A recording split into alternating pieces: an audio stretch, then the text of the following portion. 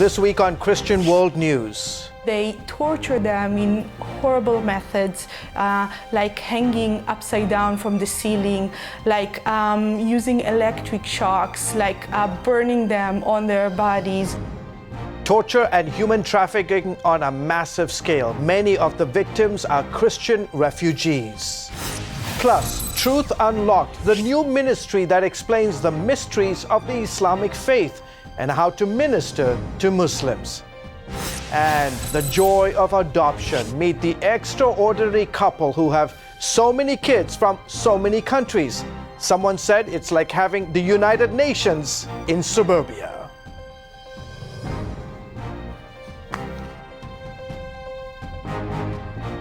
Hello everyone, welcome to this week's edition of Christian World News. I'm George Thomas.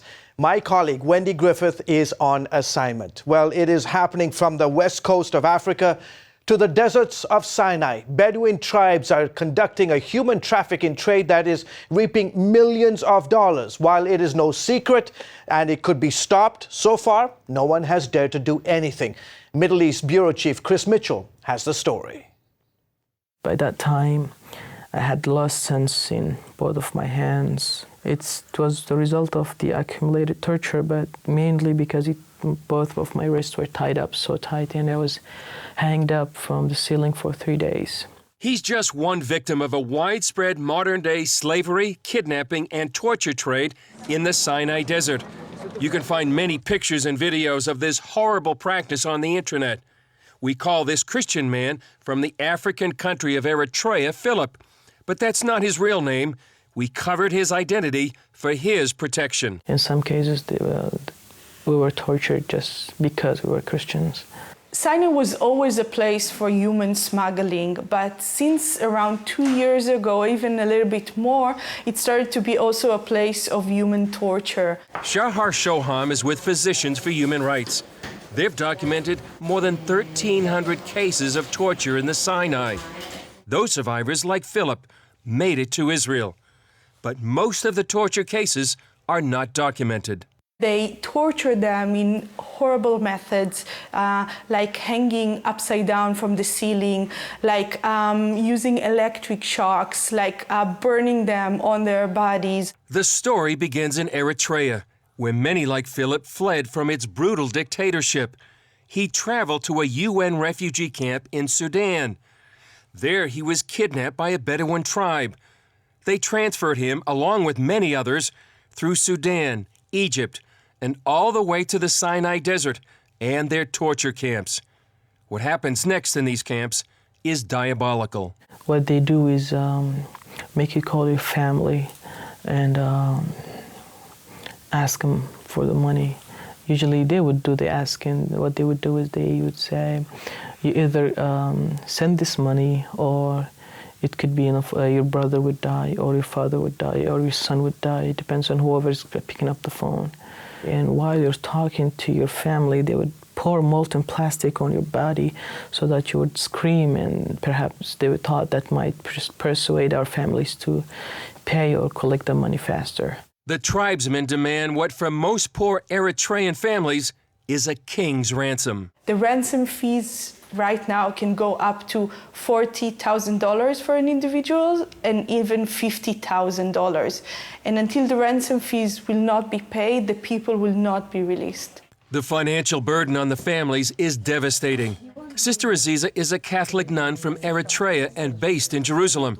She interviews many of the Sinai survivors. People are destroyed psychologically, physically, because of also that, because they know what happened to their family and how they are living. But many do not make it out alive.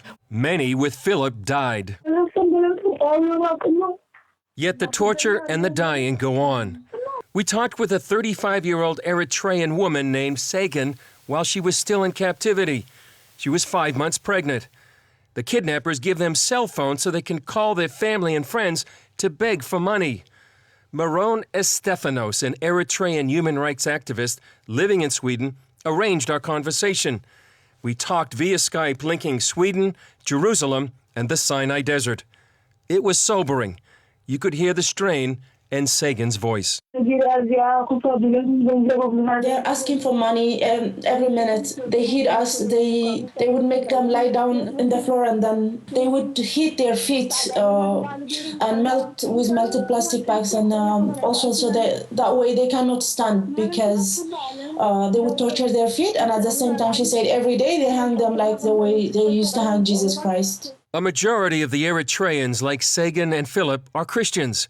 Many don't survive. There are around 7,000 people that went through these torture camps and 4,000 that died.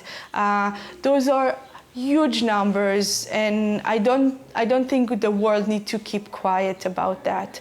Philip miraculously survived and made it to Israel, where he received life-saving medical treatment. The location of these torture camps is no secret. Their location and whereabouts is known already to many high officials. But so far, the government of Egypt hasn't done anything about them. The only way out of this problem is for the international society, for the international community, to put pressure on the Egyptian government to release these victims, to stop these human traffickers. Majed El Shafi, a human rights activist, believes some of the American financial aid to Egypt could be used with conditions to help these victims. Every American listening to us right now, not only Americans, anybody in the world, you can make a difference. You can contact your congressman, you can contact your senator, you can show them that you care about these issues. If you send an emails or fax or you make a telephone call, you can save a life. Chris Mitchell, CBN News, Jerusalem. Up next, Understanding Islam and its Followers, the DVD series that's helping Christians introduce Muslims to Jesus Christ. Hello, I'm Terry Newsom. Did you know there are more than 148 million orphans in the world today? 148 million. But it was 3 little girls that taught me about the plight of orphans. 8 years ago, my husband and I spent nearly a month immersed in the daily activities of a Ukrainian orphanage as we waited to adopt 3 sisters. I saw firsthand the utter loneliness, the pain of rejection, and the overwhelming desire to be loved. That experience changed me forever. And out of it grew a ministry from my heart called Orphans Promise. Today, we're helping orphans and vulnerable children in more than 50 countries worldwide. Thousands of children are now in safe homes. They're being educated, and they're learning life skills. I'm asking you to join with me and become family to these children. Will you call the number on your screen right now? Because every child deserves a chance to be happy. Inside every child is a hero, a leader, a friend to others, someone who helps out,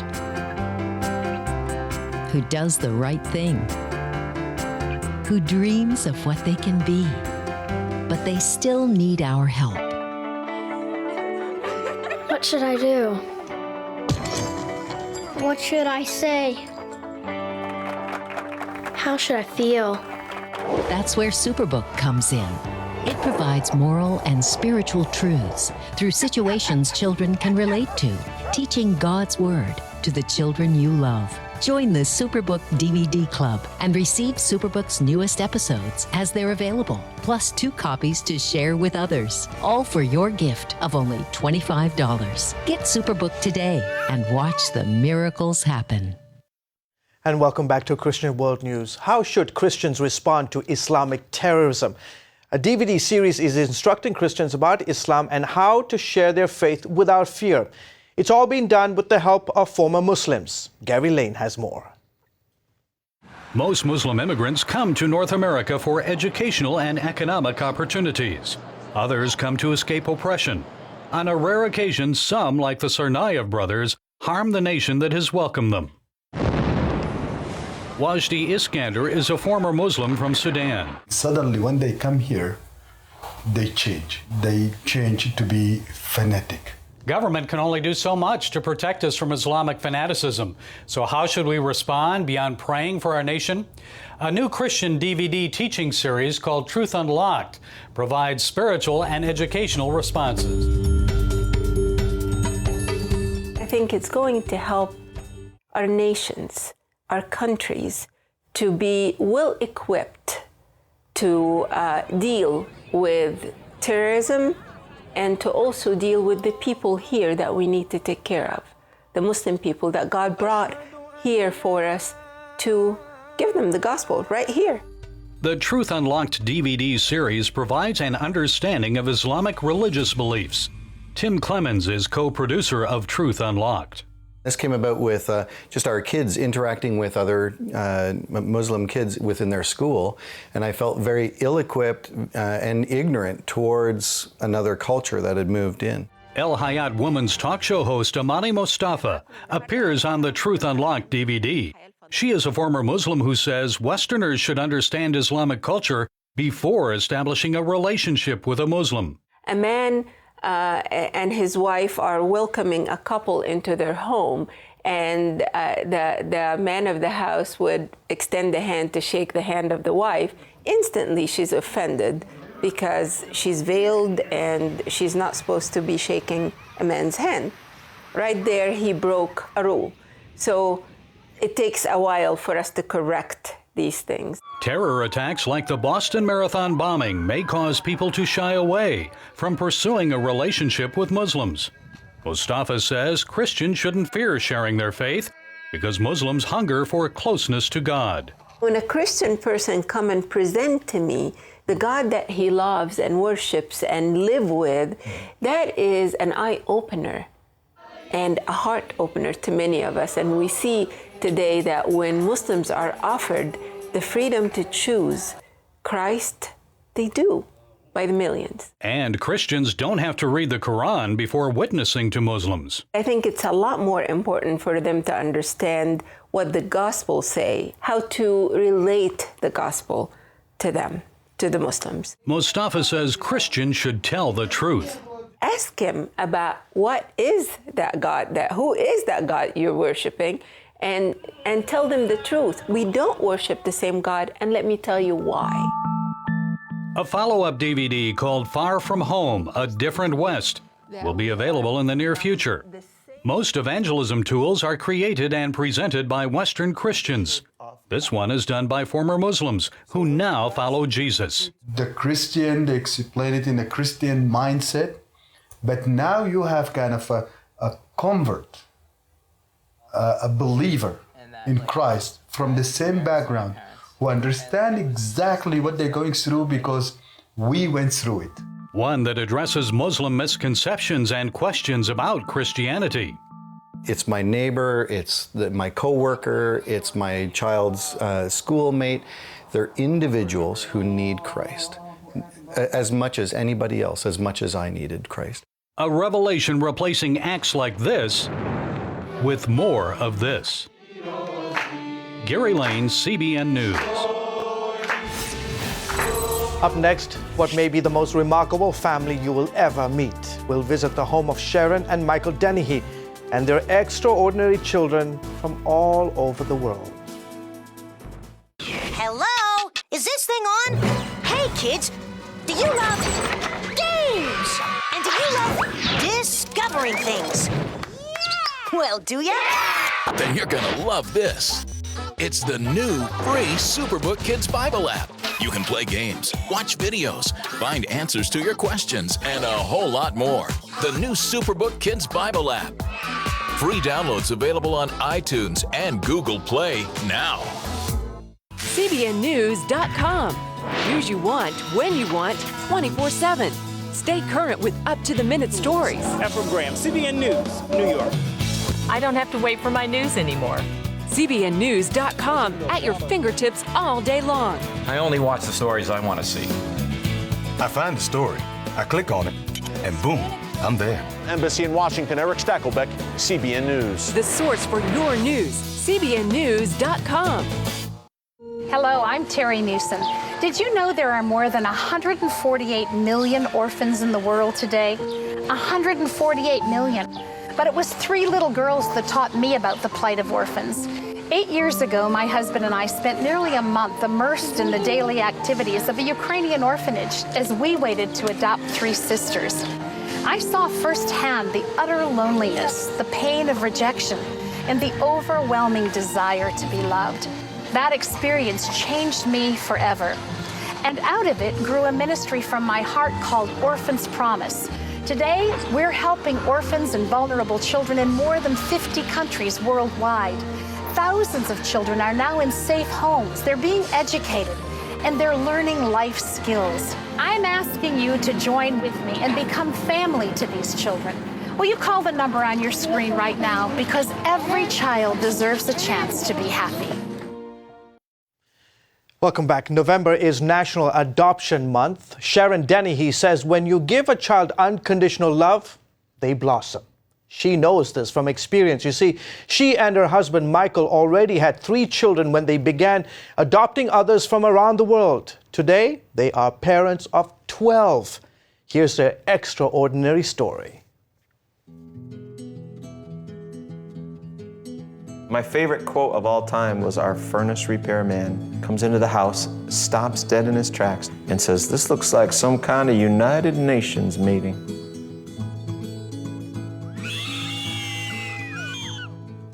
I was born in Bangkok, Bangalore, India. Connecticut, I was born in Romania. Ethiopia, which is in Africa, and China. Sharon is the gas pedal, and I am the brakes.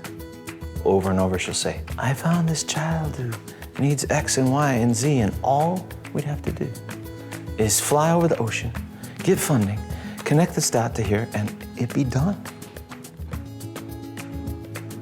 We're such victims of our culture because our culture tells us your kids have to look perfect and be in all the perfect schools, and you can't do that with a big family. But if you just concentrate on what's important, the rest will follow.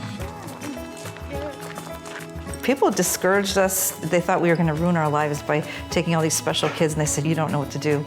And it's true that we had no experience and we didn't really know how to raise them, but you see what happens with unconditional love. You give a person unconditional love and they blossom.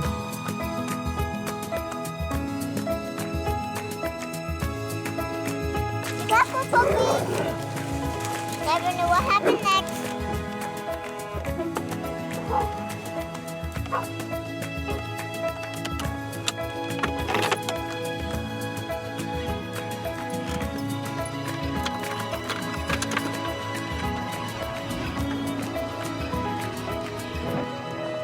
I feel like having these kids has really helped us find our life, find our meaning, find our purpose.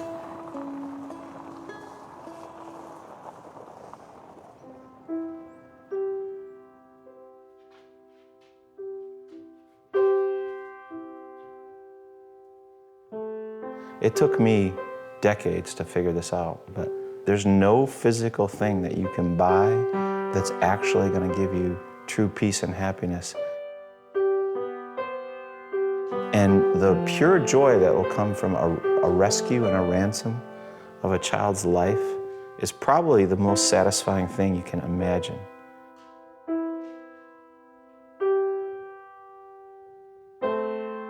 We talk about adoption. We tell them they're adopted, and we kind of tell them, you know, being born into a family, you don't even decide that. It kind of happens biologically, but when you're adopted, your parents looked out at the whole world and picked you. You think that they don't really know the gravity of them being rescued or saved. Then you'll see them in an external setting, like one of them is in front of 300 people last Friday night, and he tells people that he probably wouldn't be alive if he hadn't been adopted by his family. Those are like the goosebump moments when you go, he's got it.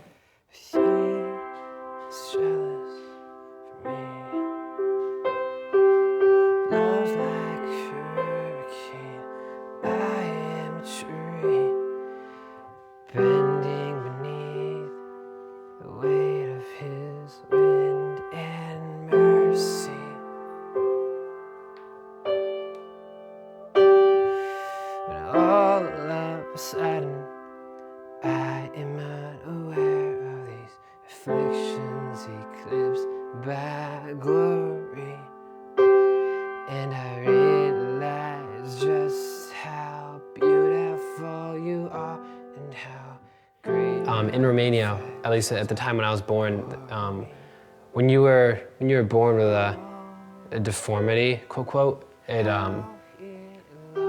was considered a curse by God.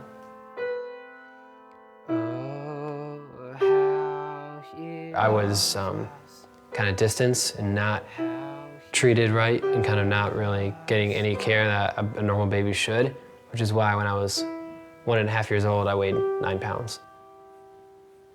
It was rough in the first year of my life, but I lived. But no matter where you were before, it's like where you can be now, your past doesn't define that. This family has proven that, and it's just like you have a dying boy from Romania or starving kids from Africa, and you bring them to a place where they can be, I guess, human to the fullest, and that's a generous thing. Family is everything. Family's fun. Interesting. His family is just people you can be a fool around and they'll still love you. Awesome? No, should I do the Dennehy face?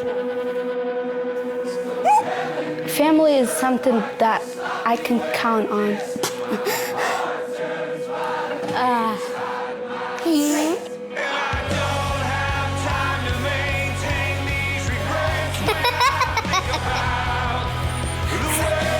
Family is adoption.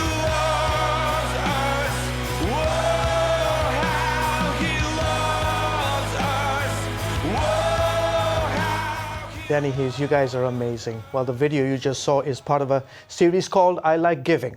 You can watch more stories like it by going to our website, cbnnews.com. Folks, we'll be back right after this. Give me that. Bye.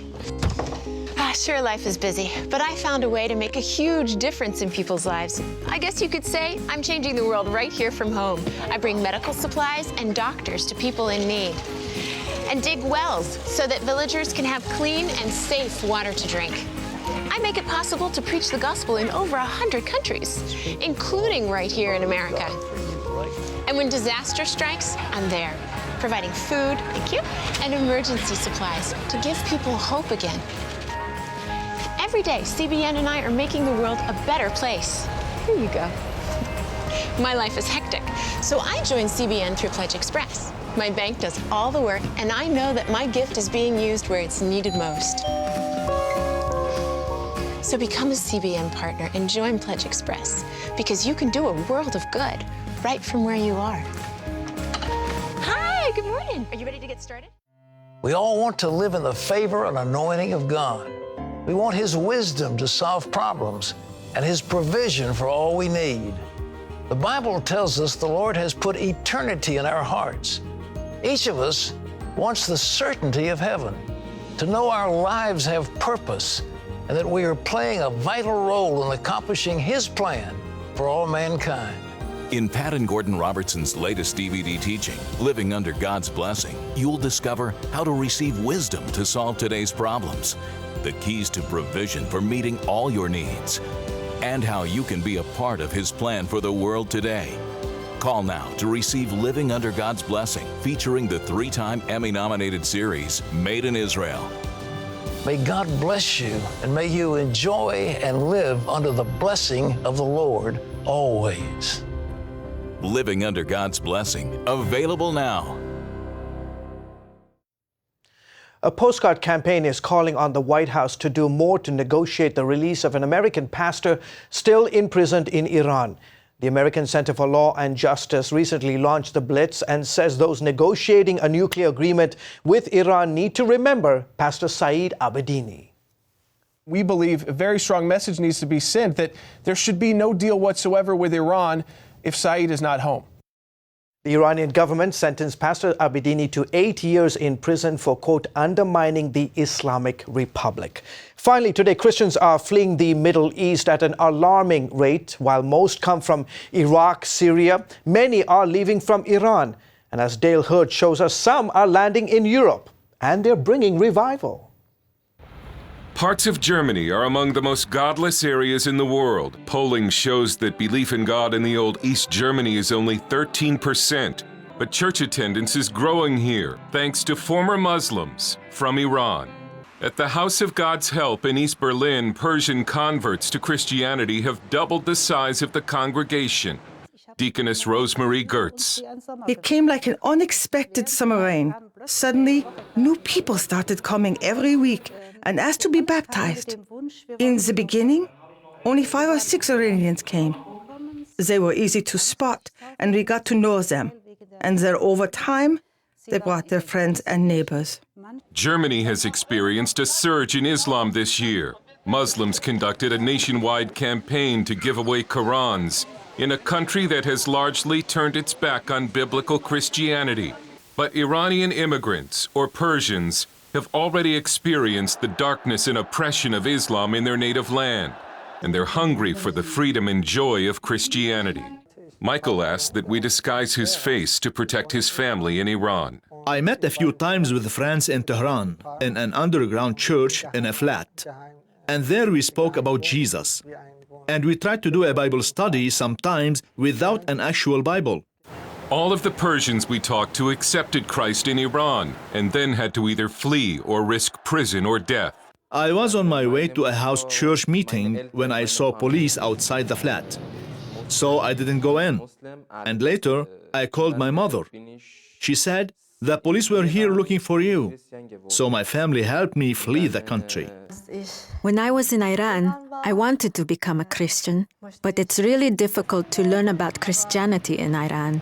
It's forbidden for a Muslim to become a Christian. It was really difficult. I had to leave my parents, so I lost my home and my family. Rosemary says the Persians were surprised to find so many Germans disinterested in Christianity. Most of them became Christians in Iran and know more about Christianity than you would expect. They're ahead of us in a sense because they have already been persecuted for Christ. And they figured out pretty quickly that a lot of Germans are Christians in name only. And they're disappointed that Germans take religious freedom for granted. Some Germans are suspicious of the conversions because being baptized can help a refugee stay in Germany rather than be deported. So Sister Rosemary takes the Persian converts through a rigorous schedule of Bible classes.